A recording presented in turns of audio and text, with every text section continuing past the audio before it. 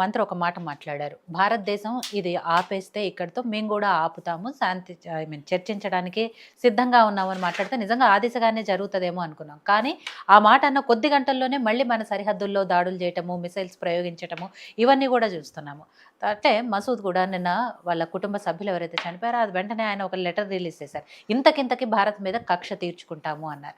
సరే అవి బెదిరింపులు, ఉడత కవింపు చర్యలు బెదిరింపులు చేయడానికి మాత్రం ఇది. ఇలాంటివేవో అయ్యుండొచ్చు. కానీ బట్ దేశం మాత్రం కొంత అప్రమత్తంగా ఉండాల్సిన సమయం అయితే వచ్చిందనుకోవాలి. బట్ ఇంకా ఎలాంటి వ్యూహాత్మకంగా వ్యవహరించబోతోంది భారత ఆర్మీ కానివ్వండి, ప్రభుత్వం ఎలా చేయబోతోంది?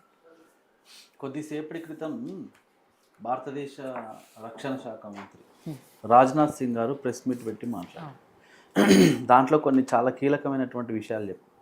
ఏమనంటే భారతదేశం యొక్క సహనాన్ని పరీక్షించవద్దు, మేము ఎప్పుడు కూడా శాంతి సహనం చర్చలకు సిద్ధంగా ఉంటుంది భారతదేశం. కానీ మా సహనాన్ని పరీక్షిస్తే దీన్ని ఒకవేళ అవకాశంగా తీసుకుంటే తప్పకుండా సింధూర్ ఏదైతే ఆపరేషన్ సింధూర్ ఉందో అది కంటిన్యూ అవుతుంది, ఇంకా తీవ్రమైనటువంటి పరిణామాలు కూడా ఉంటాయని చాలా స్పష్టంగా చెప్పారు. చెప్తూ మేము చేసేటువంటి ఏదైతే దాడులు ఉన్నాయో అవి పాక్ ప్రేరేపితం చేసినటువంటి దాడులు కాబట్టి మేము బదులుగా సమాధానంగా మనం చేయాల్సినటువంటి అవసరం ఉంది కాబట్టి మేము బదులిస్తున్నాము. అది కూడా పాకిస్తాన్లో ఉన్నటువంటి ఉగ్రవాద స్థావరాల మీద మాత్రమే. అంటే ఎక్కడైతే ఉగ్రవాదాలని పెంచి పోషిస్తున్నారో, ఎక్కడైతే శిక్షణ కార్యక్రమాలు చేస్తున్నారో, ఎక్కడైతే మదర్సాలని పేరు పెట్టి ఈరోజు వీళ్ళు శిక్షణ కార్యక్రమాలు, ఉగ్రవాదులకు శిక్షణ కార్యక్రమాలు ఇస్తున్నారో, ఉగ్రవాదాన్ని పెంచి పోషించేటువంటి స్థావరాల మీద, ఉగ్రవాదుల మీద మాత్రమే దాడి చేసినాం, ఎక్కడ కూడా సామాన్య పౌరుల మీద దాడులు చేయలేదు అని చెప్పేసి చాలా క్లియర్గా చెప్పారు. కానీ ఈరోజు ఈ కుటిల బుద్ధితోని ఈరోజు పాకిస్తాన్ ఉన్నటువంటి ఎవరైతే ఉన్నారో వాళ్ళు భారతదేశంలో ఉన్నటువంటి సామాన్య పౌరుల మీద దాడులు చేస్తున్నారు. ఇదెక్కడి యుద్ధ నీతి అండి? ఈరోజు ఉగ్రవాదాన్ని అంతం చేయాలనే సంకల్పంతో భారతదేశం ముందుకు పోతుంటే ఈరోజు సామాన్యమైనటువంటి ప్రజలను, భారతదేశ పౌరులను, ఈరోజు ఇందాక మీరు చెప్పారు మన చర్చ ప్రారంభంలో 16 మంది భారత పౌరులను, సామాన్యమైనటువంటి అమాయకపు ప్రజలను ఈరోజు పొట్టన పెట్టుకున్నారు కదా. మొన్న 26 మందిని పొట్టన పెట్టుకున్నారు కదా. ఏంది అంటే ఇది ఉగ్రవాదం కాదని కొంతమంది మీడియాల ముందల చర్చలకు వచ్చి చెప్తుండొచ్చు కాక, కానీ చాలా క్లియర్గా కనబడుతుంది కదా. ఈరోజు 9 ప్రాంతాలలో భారత్ ఏదైతే ఐడెంటిఫై చేసి పక్కా ప్లాన్తోని ఉగ్రవాద స్థావరాలుగా గుర్తించి అటాక్ చేసిందో దీన్ని భారతదేశంలో ఉన్నటువంటి ప్రజలందరూ ఒక పక్క పొగుడుతూ ఉన్నారు. ఇది కాదు, మనం ఒకసారి గతంలో జరిగినటువంటి పరిణామాలను కూడా చూద్దాము. పార్లమెంటు మీద 2001లో అటాక్ జరిగింది. అందులో 9 మంది చనిపోయారు, 18 మంది గాయాల పాలయ్యారు. అక్షర్ధామం టెంపుల్ దగ్గర 2002లో కూడా దాడి జరిగింది భారతదేశంలో. 31 మంది చనిపోతే 80 మంది గాయాల పాలయ్యారు. ముంబైలో తాజ్మహల్ హోటల్ మీద 2008లో దాడి జరిగితే 166 మంది చనిపోయారు, 300 మంది గాయాల పాలయ్యారు అప్పుడు. అది కాకుండా ఉరి అటాక్ 2016లో ఏదైతే జరిగిందో దాంట్లో 20 మంది చంపబడ్డారు, 21 మంది గాయాల పాలయ్యారు. అదే రకంగా పుల్వామా ఘటన మనందరికీ తెలిసిందే. 2019 సంవత్సరంలో మన జవాన్ల మీద పోతున్నటువంటి వ్యాన్ మీద దాడి చేస్తే 40 మంది జవాన్లు చనిపోయారు, 5 మంది అందులో గాయాల పాలయ్యారు. మొన్న పహల్గామ్లో జరిగినటువంటి దాడిలో 26 మంది చనిపోయి 17 మంది గాయాల పాలై ఇప్పుడు ట్రీట్మెంట్ నడుస్తుంది. ఇట్లా గత చరిత్ర అంటే 1947 తర్వాత భారతదేశం పాకిస్తాన్ విడిపోయిన తర్వాత నుంచి ఇప్పటి వరకు చరిత్ర తీస్తే ఎప్పుడైనా కూడా పాకిస్తాను ఉగ్రవాదాన్ని ప్రేరేపిస్తుందని, ఉగ్రవాద చర్యలకు పాల్పడుతుందని, దాడులకు పాల్పడుతుందని, దాడులకు తెగబడుతుందని చాలా క్లియర్గా అర్థమవుతుంది కదా. ఒకటి. రెండోది, ఈరోజు ఎక్కడ మనం ఉంటున్నటువంటి తెలంగాణ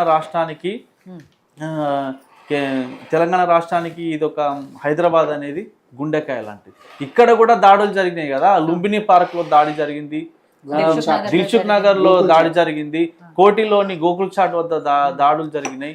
ఇట్లా దేశంలో ఎక్కడ దాడులు జరిగినా కూడా ఉగ్రవాద బాంబు పేలులు కానీ కాల్చి చంపడాలు కానీ జవాన్ల మీద దాడులు కానీ ఎక్కడ దాడులు జరిగినా కానీ ఒక రకమైనటువంటి దర్యాప్తు జరుగుతున్న క్రమంలో వస్తున్నటువంటి వాస్తవాలను పరిశీలన చేస్తే ఆ పరిశీలనలో తేలినటువంటి వాస్తవాలలో ఉగ్రవాద ప్రేరేపిత సంస్థలు ఇవి దీంతో సంబంధాలు ఉన్నటువంటి దేశం ఏదయా అని దర్యాప్తు సంస్థలు చెప్తున్న క్రమంలో ప్రతిసారి పాకిస్తాన్ అని తేలుతుంది. ఈ ప్రపంచంలో ఏ దేశమైనా కూడా ఉగ్రవాదాలను పెంచి పోషిస్తున్నది ఎవరయ్యా అంటే పాకిస్తాన్ అని చెప్తారు. పహల్గామ్ ఇన్సిడెంట్ తర్వాత కూడా అదే సంస్థ ఉంది కదా TRF వాళ్ళు కూడా అదే కదా చెప్పారు. ద రెసిస్టెన్స్ ఫ్రంట్ అని రెసిస్టెన్స్ ఫ్రంట్ అని వాళ్ళు ప్రకటించిన తర్వాత దాన్ని కూడా పెంచి పోషించింది కూడా పాకిస్తానే, లష్కరే తోయిబా వాళ్ళు అని చెప్పేసి తేలింది. ఈ క్రమంలో నేను ఏమంటున్నా అంటే ప్రతినిత్యం ఇట్లా భారతదేశం మీద దాడులు చేస్తూ అమాయకపు ప్రజలను చంపి ఈరోజు ఉగ్రవాదాన్ని పెంచి పోషిస్తున్నటువంటి పాకిస్తాన్ మీద దాడులు మాత్రమే కాదు, భవిష్యత్తులో తీవ్ర పరిణామాలు ఉంటాయని సందర్భంగా చెప్పారు. ఈ దాడులు నాకు తెలిసి ఇక్కడితోనే ఆగుతాయని వాళ్ళు కవ్వింపు చర్యలకు ప్రతినిత్యం పాల్పడుతూ ఉన్నారు. గత 22వ తారీఖు నుంచి ఇప్పటి వరకు మనం పరిశీలన చేస్తే పహల్గామ్ ఘటన నుంచి ప్రతిరోజు నియంత్రణ రేఖ వెంబడి పాకిస్తాన్ భారత్ నియంత్రణ రేఖ వెంబడి LOC దగ్గర, తర్వాత POK పాక్ ఆక్యుపైడ్ కాశ్మీర్ దగ్గర ఎక్కడ చూసినా కూడా వాళ్ళు కవ్వింపు చర్యలకు పాల్పడతా ఉన్నారు, దాడులకు తెగబడతా ఉన్నారు. అమాయక ప్రజలను మన దేశానికి సంబంధించినటువంటి ఒక జవాను పాకిస్తాన్ సరిహద్దుల్లోకి ప్రవేశించాడని చెప్పేసి ఆయనను పట్టుకొని నానా చిత్రహింసలు పెడుతున్నారు. ఇప్పటి వరకు ఆయనను వదిలిపెట్టలేదు. అంటే అనుకోకుండా నియంత్రణ రేఖను దాటితే కూడా వాళ్ళని పట్టుకొని ఈరోజు చిత్రహింసలు పెడుతున్నటువంటి పరిస్థితి. కాబట్టి ఎంత మాత్రం కూడా దీన్ని సహించేది లేదు, తప్పకుండా జవాబు చెప్పాల్సిందే. ఈరోజు ప్రధానమంత్రి నరేంద్ర మోడీ గారు హుటాహుటిన ఆ రోజు ఏదైతే పహల్గామ్ దాడి జరిగిందో వేరే దేశంలో సౌదీ అరేబియాలో పర్యటనలో ఉంటే అర్ధాంతరంగా ముగించుకొని వచ్చి మన ఢిల్లీలో ఎయిర్పోర్ట్లో దిగిన వెంటనే ఎయిర్పోర్ట్లోనే సమావేశం పెట్టారు అజిత్ దోవల్ గారితో, తర్వాత మిగతా అధికారులతోని పెట్టి ఏం చేయాలి ఎట్లా చేయాలనేది వెంటనే అమిత్ షా గారిని ఆ దాడి జరిగినటువంటి ప్రాంతానికి పంపించారు, ఏం జరిగిందో తెలుసుకోమని చెప్పేసి. అంటే ఈరోజు భారత ప్రభుత్వం ఏదైతే ఉందో చాలా చాలా సంసిద్ధంగా, చాలా ప్రణాళికబద్ధంగా, చాలా లోతుగా ఆలోచన చేస్తూ ఉంది. గత 2014 నుంచి మోడీ గారి ప్రభుత్వం ఏర్పాటైన దగ్గర నుంచి కూడా చెప్తున్నాం మేము, ఈ దేశంలో ఉగ్రవాదం మూకల్ని ఏరి పారేస్తాం, ఉగ్రవాదాన్ని అంతం చేస్తామని చెప్పేసి మా హోంశాఖ మంత్రి అమిత్ షా గారు ప్రతినిత్యం ఈ విషయం మీద చాలా స్పష్టంగా చేస్తున్నారు. అయితే కావాలనే ఈరోజు ఇట్లాంటి దాడులు చేసి భారత్ను భయానికి గురి చేయాలి, లేకపోతే భారతదేశంలో ఉన్న ప్రజలను ఆందోళనలో పెట్టాలి, భయంలో పెట్టాలని ఏదైతే ప్రయత్నాలు జరుగుతున్నాయో ఇది ఎంత మాత్రం సహించేది కాదు. ఒకటి ఈరోజు అనేక సంస్థలు ఇక చెప్పుకుంటూ పోతే లష్కరే తోయిబా, ఇందాక మీరు అన్నట్టు రెసిస్టెన్స్ ఫ్రంట్ కానీ, జైషే మహమ్మద్ కానీ, ఇట్లా అనేక సంస్థలను కూడా ఈ శత్రు దేశం పెంచి పోషిస్తుంది.